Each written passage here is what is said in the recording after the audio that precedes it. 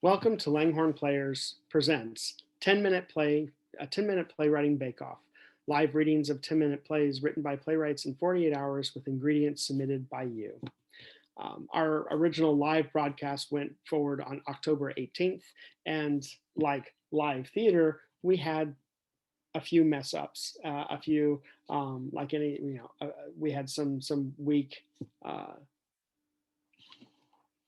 we had some weak signals that caused screens to freeze. So we are presenting, and unfortunately, two of our plays got shortchanged a little bit. So we're presenting this recording of two of those plays. As part of this bake-off, the playwrights were given 3 basket options. In the first basket option, they were given the ingredients of a holding cell, hula hoop, Bohemian Rhapsody, Grandpa's Wooden Bench, A Weekend Alone with One Secret Crush. And in basket option 2, they had a family home built by generations ago by a family patriarch, a Jack in the Box, Andy Warhol's Campbell's Soup Cans paintings, a visit to see the Northern Lights, and marrying the 4th grade teacher. And in the third basket option, the play had to be set inside a snow globe or had inside the snow globe as part of the ingredients. The Grim Reaper, a compulsion to put things in straight lines, a wine bar, and cities with enough space. What you will see tonight are 2 plays from these ingredients. Our first play, Northern Lights by Nancy Vanderswan, starring Linda Palmarosa as Carol and Susan Blair as Grace.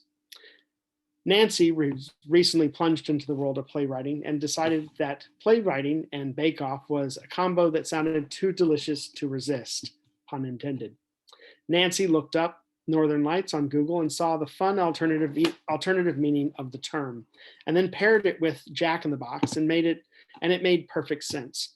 So her advice for playwrights in a forced time limit just to write, if it's a situation like this in which you are given ingredients, try to find a way to link 2 of the ingredients in a way that makes sense. When you do that, you're almost halfway there to incorporating the rest. Choose a lane and go.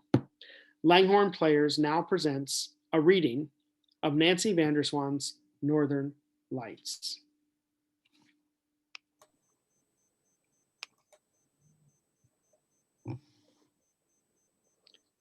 The hood of a Toyota Tacoma pickup truck, parked in a field at dusk.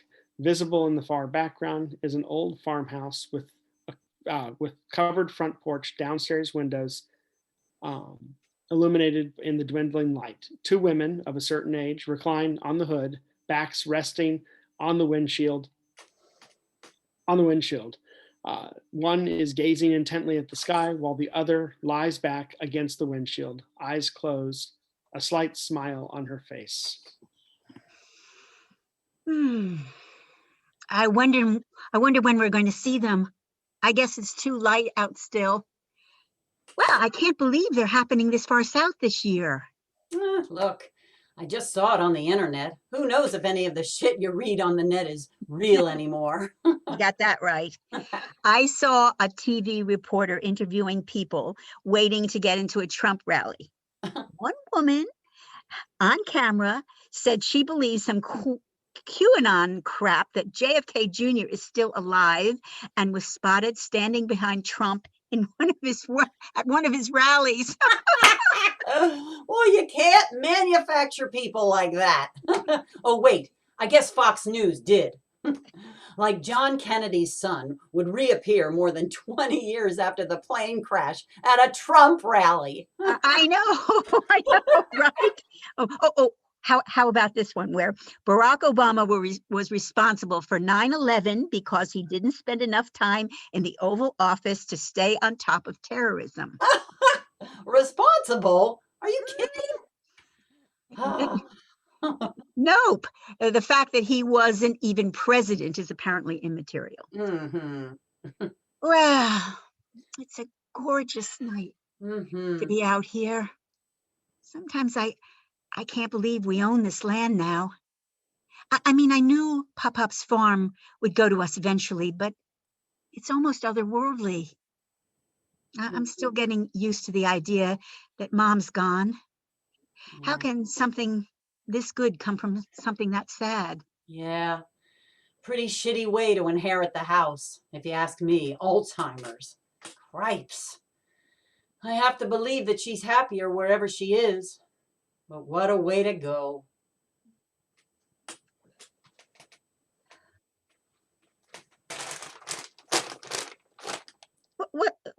What's this? Open it. What? Jack in the Box? Since when has anyone in our family ever gotten food from Jack in the Box? Sister, I'm Is this about where to. Is this where you went right after dinner? Sister, I'm about to change your life. I sincerely doubt that fast food is going to change my life. My cholesterol may be, but not my life. And we just had dinner a while ago. I bet you the kids are still stacking the dishwasher. Here, these are yours. And there's some extra napkins. I'll use the bag as a placemat. But don't start eating yet. I have something else for you first. Is junk food the reason you made me leave the house and drive with you out here? It's not like it's cocaine, just bad nutritional judgment. You didn't want Maddie and Nathan seeing their mom eat this crap. Wait, does this mean the whole Northern Lights thing isn't true? No. I was 100% telling the truth about Northern Lights. Just not the Northern Lights you were thinking of.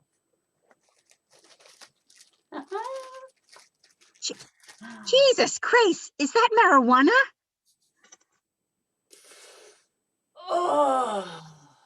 Oh, Carol, you're going to thank me for this. What the hell, Grace? I'm a mother of teenagers. I'm supposed to be responsible. Oh, okay. So here's the thing. There are no Northern Lights tonight. They don't make it as far south as San Mateo. They never have. But I'd like to introduce you to another Northern Lights. It's one of the best strains of weed ever grown in the U.S. Started out in Afghanistan and has been growing illegally until recently on the West Coast since '85. Through the wise governance of the state of California, it's now commercially available. I don't want to smoke marijuana. Oh, you will? Just give it a try. I don't know how. Oh, yes, you do. You used to smoke cigarettes. Just pretend it's a Virginia Slims Menthol Light 100 and do your thing. Why would I do this? For two very good reasons, little sis. One, it's going to make that burger and fries taste like a religious experience in about 10 minutes. And two, I have a couple things to tell you that'll go down a lot easier with a few tokes. Tokes. Oh, what are you now, a pothead like a female Jeff Spatoli? Hey, a Fast Times at Ridgemont High reference. I'm proud of you. Oh, please, Carol, for me, no one will ever know.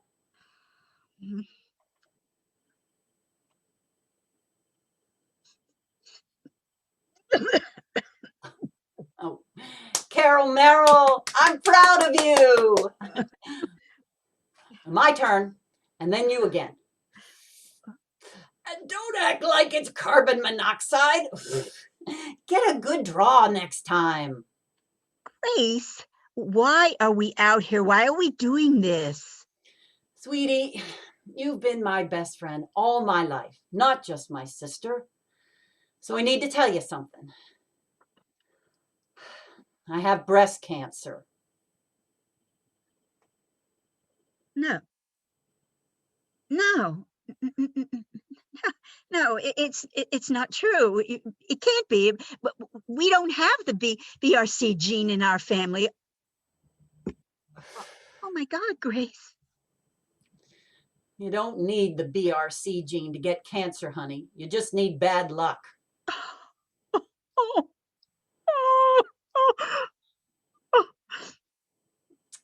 How long have you known? About 2 months.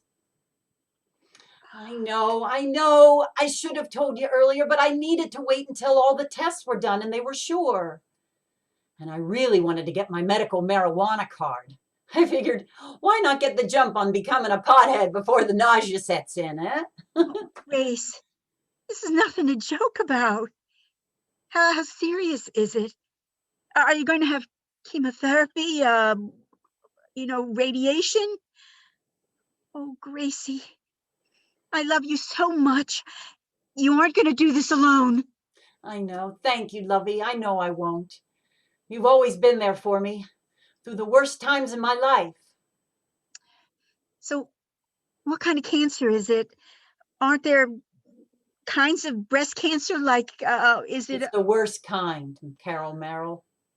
Triple negative. And it's already in my lymph nodes, and the doctors think they see spots on my left lung. Oh, Carol, I want you to hear me. Really hear me.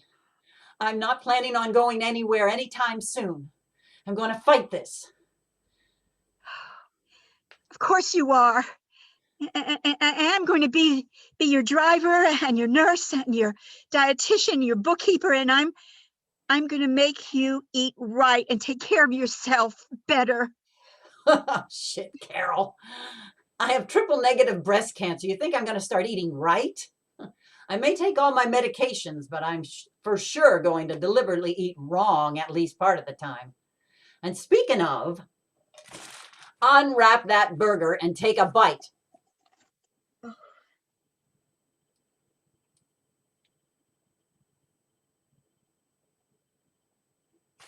Well, how can I eat at a time like this? Well, I've had time to digest the news, pardon the pun. The cancer thing isn't new to me anymore, and I'm starting to get a good buzz, so it's the perfect time for some fat and sodium.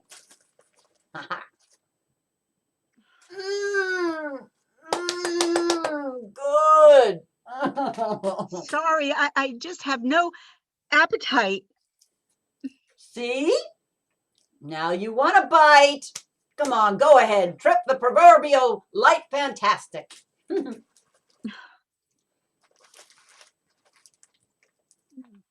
Oh my God. This second bite was amazing.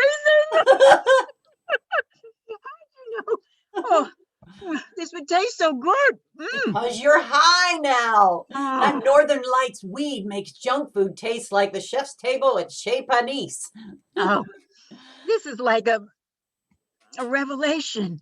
Oh, how can I possibly eat when you're sitting there with cancer? Carol, because we're both high, the food tastes amazing, and because life is going to go on for us. But what if, oh, Christ, I can't even say it, Gracie. I can't imagine you not being. No, don't. So don't. I know I sound a little flippant, but for the last 2 months, I've thought about nothing else but cancer and us and the property and my niece and nephew and what's going to happen. And Carol, I mean this. I'm going to do everything the doctors tell me to do. Well, almost everything. And then we're going to roll the dice and take all as it comes. Oh, and I almost forgot.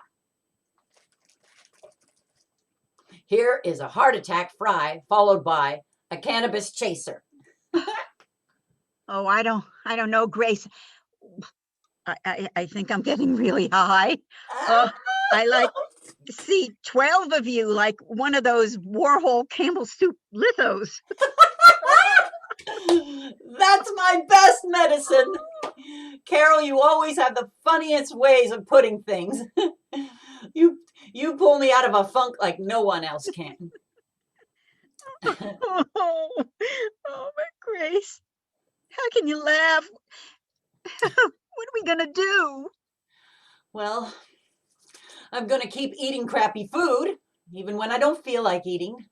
And I'm going to take every chemical cocktail the doctors have in their arsenal. And I'm going to live like there's no tomorrow and do crazy stuff I've always wanted to do. Like go see the real Northern Lights. And have my eyebrows tattooed while I still have hair so the esthetician knows where they go. And I'm going to track down Mr. Harper and make him marry me if he's still alive. And I'm going to learn French. Wait a minute. Mr. Harper? You still have a crush on our fourth grade teacher? He's probably dead for 30 years and or he wears Depends by now. Well, I'm going to find out. It's his loss if he turns me down. And if he doesn't, I'll change his diapers. Oh, Carol, we've always played it safe. Married the wrong men because they were good providers. Stayed here after my Nick died, and yours screwed you and the kids over. Buried Dad after his heart attack and taken care of Mom long past when she could even remember who we were. We've done everything right. It's so beautiful out here. Yeah. Look at all those stars. I Uh-huh. never get tired of seeing them. Oh, wow, look at that. Yeah. The biggest falling star I've ever seen. Gorgeous. Oh, Carol, I have no idea what's coming, but I'm glad you're here. I'm so grateful for you. I love you, sis. I can't imagine life without you. I don't want to get my eyebrows tattooed, but I can share your Northern Lights experience. But you've never even been on a plane in your life. I thought you were afraid of flying. Not those Northern Lights. I mean the ones in your pocket.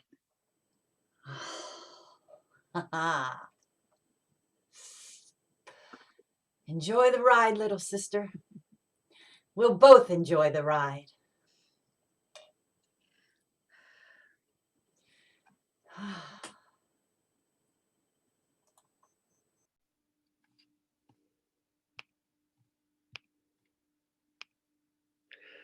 Our second play is Where the Snow Never Ends, a 10-minute play about grief by Wesley Capiello. Wes adds this note for anyone watching this evening and thinking about the bake-off. I would recommend a contest like this to any playwright, aspiring or professional. This process helped me grow as a storyteller and as a person. It helped me trust my instincts and just keep going. Do you have a story in your head? Write it down. Send it out. Let it be told. The world is waiting to hear it. The play stars Gina Hermans as Amy, Matthew Swanson as the bartender, and Melissa Kettner as the woman. And now Wesley Capiello's Where the Snow Never Ends, a 10-minute play about grief.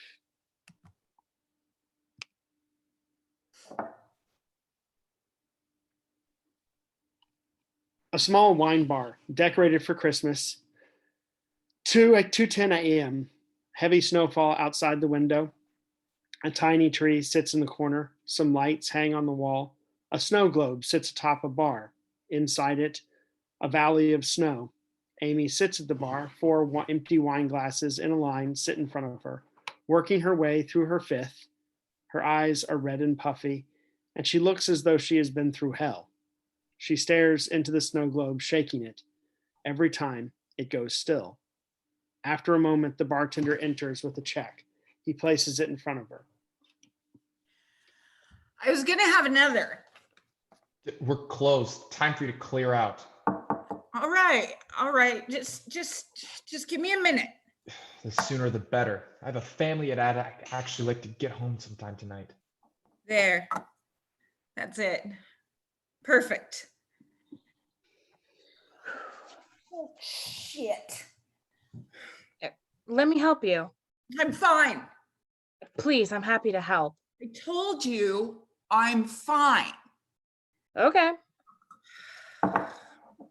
I'm sorry. Thank you. Are you okay? Yes, I will be at least.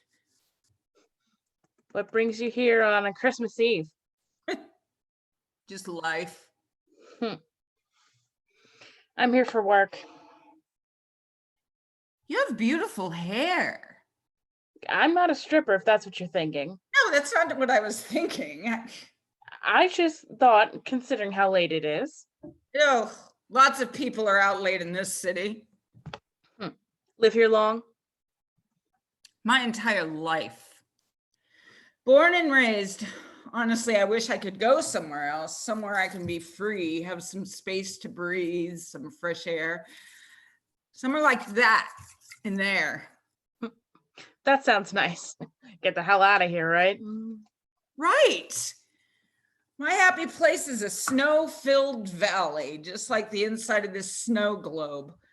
Whenever I'm upset, I imagine the earth covered in snow, like a blank slate.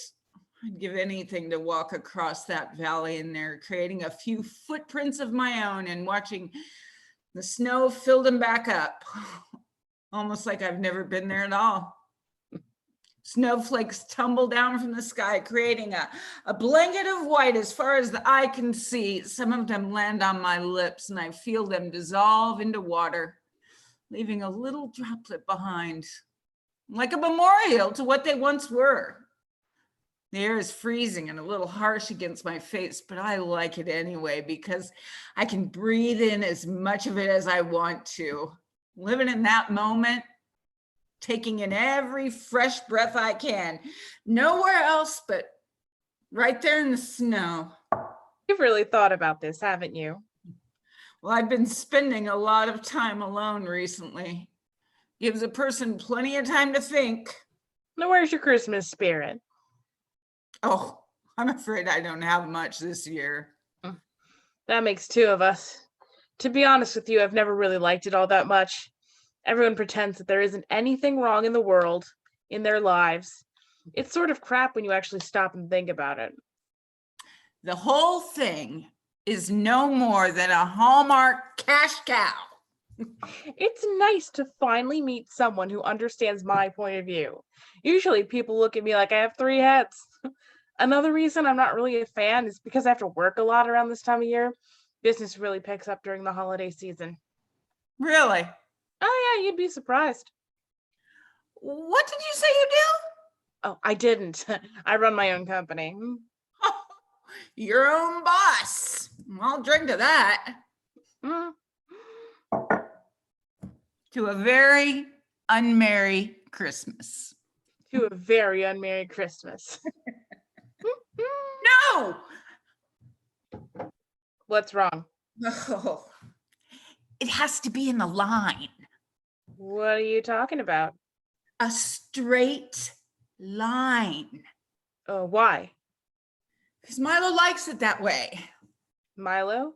Who's Milo? My son. Your son. He's here. How? What? Of course not. He was only 5. Was. This all set? No, I'm sorry. I got a little sidetracked. We were just talking and I lost track of. Oh, you've got to be kidding me. Yeah, ma'am, we're closed. Oh, I know. I'm fine. I'm just making sure my friend here gets home all right. Would you mind hurrying it up? It's another second. Such bullshit. Nice guy, huh? My son, he used to line up everything. I guess it all started when he would line up his Hot Wheels, probably around his 2nd or 3rd birthday. He was very specific about how he wanted each of them. He lined them up, bumper to bumper, facing the same way. If any were knocked down or moved even half an inch, he would freak out. I wasn't overly concerned. I mean, after all, that's the way cars drive, isn't it? Following each other in a row. Soon my husband Tom and I discovered he would line pretty much everything up, from magnets on the fridge to stones in the garden to sugar packets at the diner. Everything you could think of, he would place in a line. Soon we realized it wasn't just a way to sort toys. It was his form of interacting with items. It was calming for Milo, helped put his world in order. His father and I were always fighting, and I think it was a way for him to be able to, it was something he could control, something tangible. It was a way of creating order out of chaos. If things are in line, they have a place. Things in line are safe. You can see what's missing or out of order. It was a simple way to bring him joy, and slowly started to bring me joy. He passed away. Today is 6 months. Car accident. Oh my God, I'm so sorry. He was my only child. Are you married? My husband and I had the perfect marriage. God, we were so happy. For a few years, my husband and I traveled the world, dined at the finest restaurants, stayed at the best resorts, lived the lap of luxury. But it all fell apart when we started trying for children. The first few years we tried with no luck. We saw countless doctors just trying to figure out ways for me to get pregnant. It started to feel impossible until finally one day, the test was positive. We were going to have a little baby boy. Tom was thrilled to have a boy, someone to carry on the family line, our son. Turns out having a child in order to save a marriage doesn't really work. We drifted farther apart after Milo was born. Tom barely wanted anything to do with him. He started to resent me, both of us. Milo's death was hard on him. He was driving the car. I don't think he ever recovered from it. Come to think of it, I'm not sure he ever will. I mean, who knows if either of us ever will. Back in June, we had a big fight. The fight of all fights. I remember it like it was yesterday. It was the same fight we'd had 50 times over. I'm always stuck with our son while you're out gallivanting around, he said, to which I would always reply, I'm the only one bringing in any money. If I want to spend some on a night with friends every once in a blue moon, I'm allowed to. You don't appreciate me. You don't respect me. You've changed. We have nothing in common anymore. Are you cheating on me? I don't know what made this night any different, but after years and years of counseling and working to fix our problems, I decided it was time for me to just throw in the towel. It wasn't worth the work anymore, the stress. There was one small problem. Your son. Right. How are we going to tell him? Tom wanted to move out immediately, so telling Milo as soon as possible was his idea. We decided to tell him the next day. So Tom took him out for his favorite ice cream, a chocolate marshmallow swirl sundae. He would bring him home after, and where I'd be waiting so we could tell him together. It was a Wednesday, June 24th. I remember it like it was yesterday. It took a long time. Longer than they had taken before. I was waiting on the porch for hours. My mind just went into a whirl. Where were they? Were they coming back? Did Tom take him, pack up the car and drive off into the distance entirely under my nose? Was that even possible? Well, No, none of that happened. I got a call that there had been an accident, and I rushed to the hospital, and there's this room right off the Lenox Hill ER that's used for families when they're told someone has passed away. Now, I know this because a few years earlier, it's where I was told my mother died from a massive heart attack. As soon as I arrived, they led me into this room again. I wanted to scream and vomit and hide and cry and ran. As I sat there waiting, I was praying, please, please let my son be alive.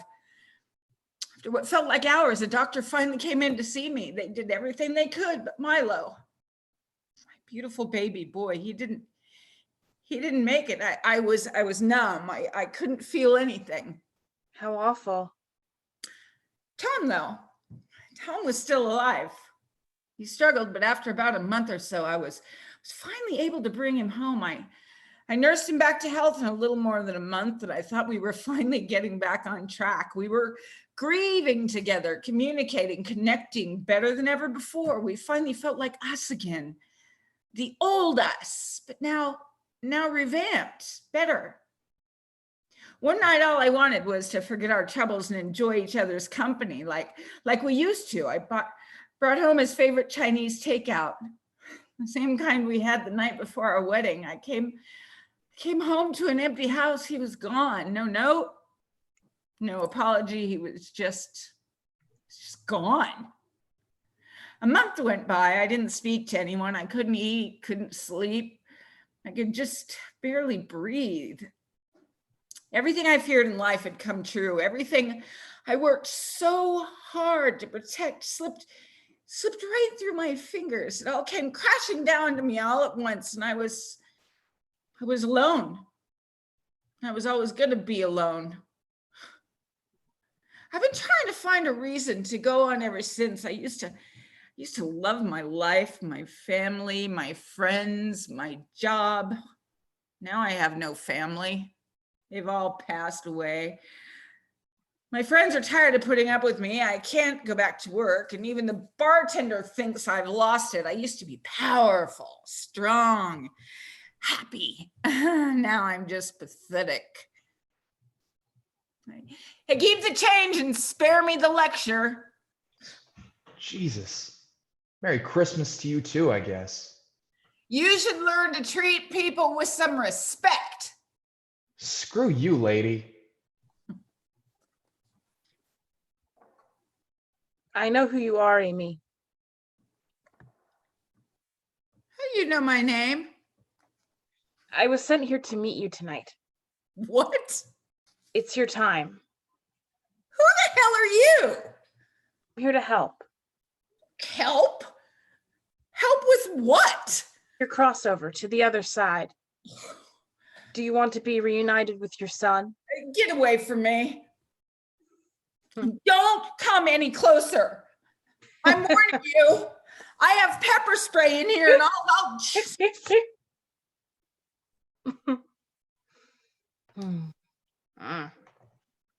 You shouldn't be doing I won't tell if you don't.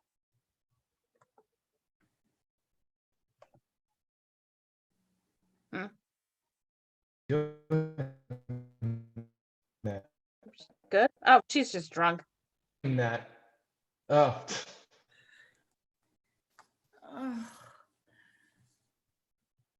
Well, she good? Yeah. Well, give her back the change. She looks like she could use it. I'll be sure she gets it. Merry Christmas. Please don't worry. I promise you everything is going to be okay. I'm going to take care of you. It's just going to feel as though you're falling asleep into a gentle slumber. And when you wake up, your dream will have come true. The woman strokes Amy's hair softly as smoke fills the room around them. Blackout. Scene 2. Inside the snow globe, large open space, heavy snowfall all around. Everything shrouded in white. Amy lies in a heap on the floor. A young boy's laughter fills the air. Amy shoots awake in a cold sweat, reaching out. Milo? Where am I? Stay calm. Stay calm? You want me to stay calm? This is what you wanted, isn't it? To see your son again? No. I'm not ready to go. I need to find Tom. If I could just talk to Tom, maybe I could. Tom killed himself a month ago. No.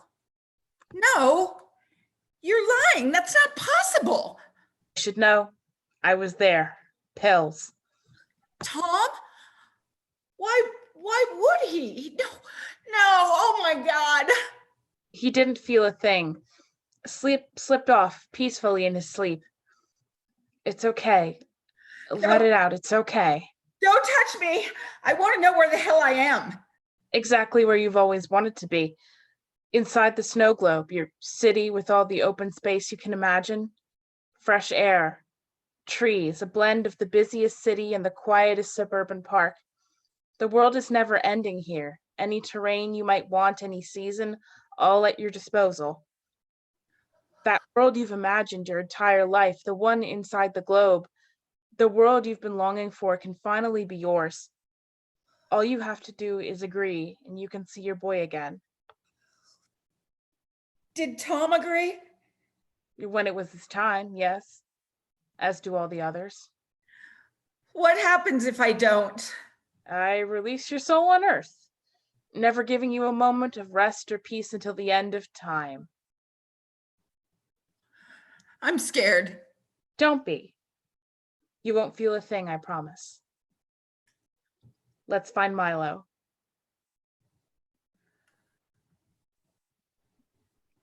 They walk off into the snow. Snow fills their footprints as if they had never been there to begin with. End of play.